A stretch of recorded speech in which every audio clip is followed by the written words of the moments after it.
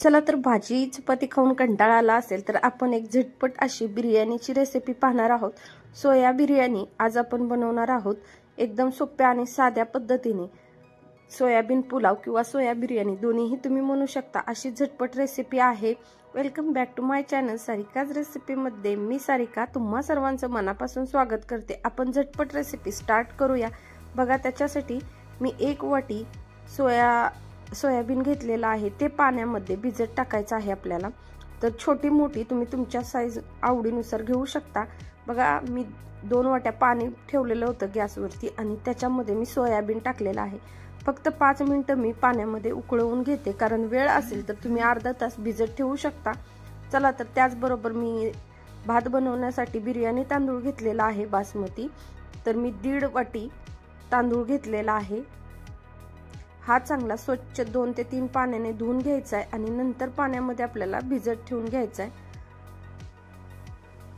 एक 15 मिनिटं पाण्यामध्ये छान असा भिजू द्यायचा आहे तांदूळ भिजल्यानंतर आपल्याला भात बनवायचा आहे। बघा मी पाणीने धुवून घेतलेला आहे आणि त्यात पाणी ओतून झाकण ठेवून देणार आहे।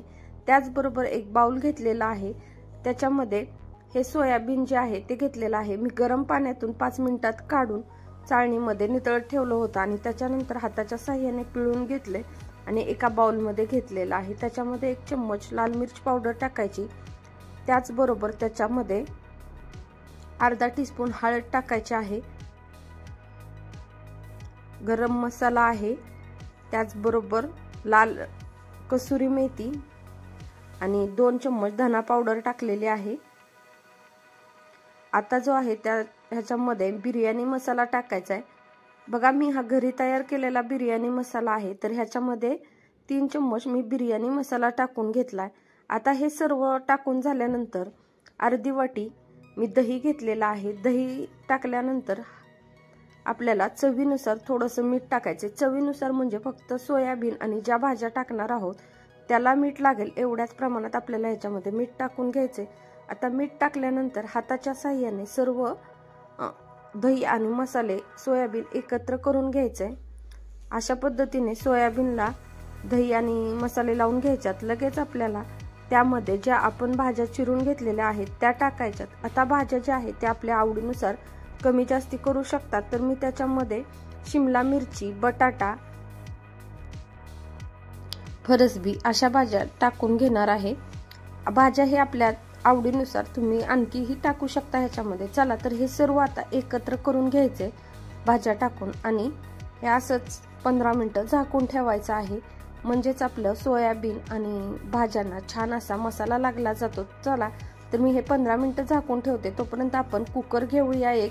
मी एक कुकर घेतलाय बघा, गॅस चालू करून घेतलेला आहे। त्याच्यात मी 2 चम्मच तेल टाकलेलं आहे। 2 चम्मच तेल टाकायचे। ह्या भाताला थोडंसं तेल जास्ती वापरायचे। बघा 2 चम्मच तेल टाकलं की त्याच्यामध्ये परत आपल्याला ह्याच्यात गरम मसाला टाकून घ्यायचा आहे। बघा 4 लवंगा, 4 मिरं, मोठी विलायची, दालचिनी आणि चक्रफूल आणि तमालपत्र मी ह्याच्यामध्ये टाकलेलं आहे। ते तेलात छान असं भाजून घ्यायचे। ते भाजून झालं की त्याच्यामध्ये आपल्याला उभा चिरलेला कांदा टाकून घ्यायचा आहे आणि कांदा चांगला भाजून घ्यायचा आहे तेलावरती। लालसर होईपर्यंत कांदा भाजून घ्यायचा। कांदा भाजून झालं की त्याच्यात मी मीडियम साईजचे 2 टोमॅटो घेतलेले आहेत। ते टोमॅटो टाकून घेते आणि तेही छान असे भाजून घेणार आहे। चला कांदा आणि टोमॅटो छान भाजत आले की त्याच्यामध्ये 1 चम्मच जिरं टाकायचं आहे आपल्याला।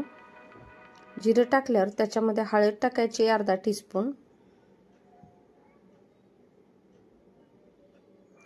त्याचबरोबर त्याच्यामध्ये परत आपल्याला 2 चम्मच बिर्याणी मसाला टाकायचा। बिर्याणी मसाला हा जास्ती टाकायचा आहे, कारण आपण लाल मिर्च पावडर 1 चम्मच टाकलेली आहे।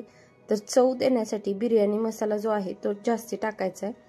बघा आता हे छान असं तेलावरती भाजून घ्यायचे। भाजत आलं की त्याच्यामध्ये 1 चम्मच तूप टाकायचे। तूप टाकल्याने आपल्या बिर्याणीला खूप छान चव येते। चला तर मी 1 चम्मच तूप टाकलेलं आहे आणि छान असं सर्व हलवून घेते। आता आपण जी भाजी आणि सोयाबीनला मसाला लावून ठेवला होता ते सर्व घेतलेलं आहे, त्याला छान असं मिक्स झालेलं आहे।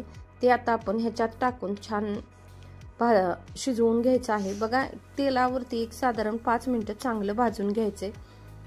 ह्याच्यामध्ये आता आपल्याला चवीनुसार मीठ टाकायचे भाज्या शिजताना।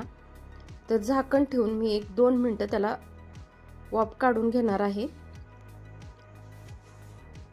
चला तर मसाल्याला वाफ बसते तोपर्यंत मी जे तांदूळ पाण्यात टाकले होते ते काढून घेतलेले आहेत, पूर्ण नितळवून घ्यायचे आणि सुट्टे करून घ्यायचे आहेत। त्याचबरोबर गरम पाणी व्हायला ठेवलेलं आहे। आपण 1.5 वाटी तांदूळ घेतलाय तर साधारण 3 वाट्या पाणी घ्यायचं आहे। बासमती तांदूळ असेल तरीही तेवढं पाणी लागतं, कारण आपल्या ज्या भाज्या आहेत त्याही शिजायला हव्यात। चला तर आता मी तांदूळ आणि पाणी टाकून घेते बघा। चला तर तांदूळ आणि पाणी टाकून घेतले बघा। 1.5 वाटी तांदळाला 3 वाट्या पाणी टाकलेलं आहे। फक्त तांदूळ बुडेल इथपर्यंत पाणी बसलेलं आहे। तर आता आपल्याला ह्याचं झाकण लावायचंय आणि शिट्ट्या काढून घ्यायच्या आहेत। ह्या वाटीने तांदूळ मोजला होता त्याच वाटीने मी गरम पाणी टाकलेलं आहे 3 वाट्या। मी कुकर लावून घेतला आणि 3 शिट्ट्या काढून घेते। पहिली शिट्टी जी आहे ती फुल गॅसवरती काढून घ्या आणि नंतर गॅस कमी करून ठेवा, म्हणजे भात खाली लागला जाणार नाही। चला तर आता आपला कुकर तयार झालेला आहे 3 शिट्ट्या होऊन। आता मी भात आहे तो कसा झालाय काढून बघणार आहे। चला तर भात आपला खूप छान झालेला आहे, म्हणजे बिर्याणी असं म्हणू शकतो बघा। चिकन बिर्याणी ही फिक्की पडेल अशा पद्धतीची सोया बिर्याणी झालेली आहे किंवा सोयाबीन पुलाव झालेला आहे। चला तर मी तुम्हाला एका ताटामध्ये काढून दाखवते। अगदीच कणकण मोजता येईल एवढा सुटसुटीत छान असा सोया राईस तयार झालेला आहे। तुम्हाला जर माझ्या रेसिपी आवडत असतील आणि माझ्या चॅनलला आणखी सबस्क्राईब केलं नसेल तर प्लीज चॅनलला सबस्क्राईब करा आणि शेजारचं बेल आयकॉनचं बटन क्लिक करा, म्हणजे व्हिडिओची नोटिफिकेशन तुम्हाला येईल। आणि तुमच्या मित्रमैत्रिणींना ह्या व्हिडिओची नक्की लिंक शेअर करा। जर संध्याकाळी कंटाळा आला असेल स्वयंपाक बनवण्याचा तर असा सोयाबीन राईस बनवून तुम्हीही तुमच्या घरी नक्की खा। चला तर भेटूया पुढच्या व्हिडिओमध्ये छान अशी रेसिपी घेऊन। Bye bye.